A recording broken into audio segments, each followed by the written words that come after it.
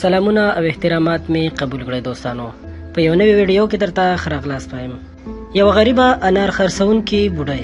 په یو ښار کې یو غریبه بوډۍ چې په کور کې بېکسه وه او د بېکسۍ سره سره یې بېوسي هم درلوده، نو مجبوره شوه تر څو په ښار کې یو څه خرڅ کړي او د ځان لپاره یو څه د محنت خواړه برابر کړي، او دې ته مجبوره نه شي تر څو بل چاته د سوال لاس اوږد کړي.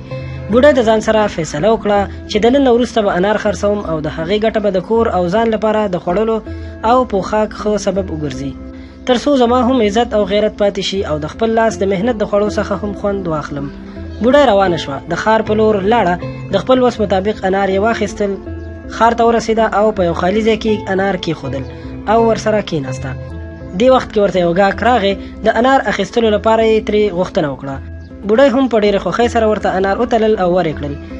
دې ځوان ګاک د بوډۍ په مخ د خوشحالۍ نه دا څرګنده کړه چې بوډۍ په انارو خرڅولو ډېره خوشحاله ده، نو فیصله یې وکړه چې اوس به هره ورځ له دې ځای څخه انار اخلم. ځوان به هره ورځ راتللو او د بوډۍ نه به یې انار اخیستل. د ورځو په تېرېدو سره ځوان بوډۍ ته وویل: مورجانې، ستاسو انار ډېر تروه او بې خونده دي. بوډۍ وویل: زویه، انار ښه او خواږه دي. ځوان ورته وویل: دا واخله ویې ګوره چې تروه دي که نه. بوډۍ ته یې انار ورکړ. کله چې بوډۍ انار وخوړو نو ویې ویل: بچیه، کله تروه دي؟ دا وګوره څومره خواږه انار دي او ته وایې چې تروه دي. ځوان روان شو، خو بیا هم د ځوان په تکرار سره هره ورځ همدا عمل کولو او د عمل سره سره به یو انار هم په بوډۍ خوړلو.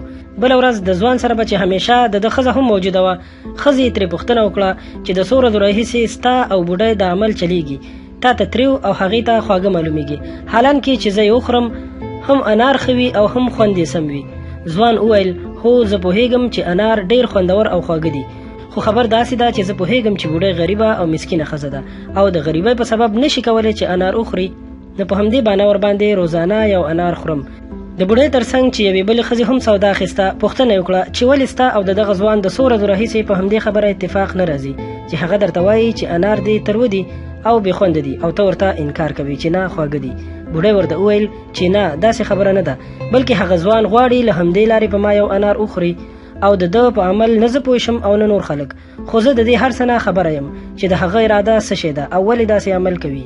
نو هر څه چې کوئ د الله تعالی جل جلاله د رضا او د مخلوق نه یې پټ او له ریا نه یې خالي کوئ. په دې هیله چې له دې کیسې څخه به مو پند اخیستی وي.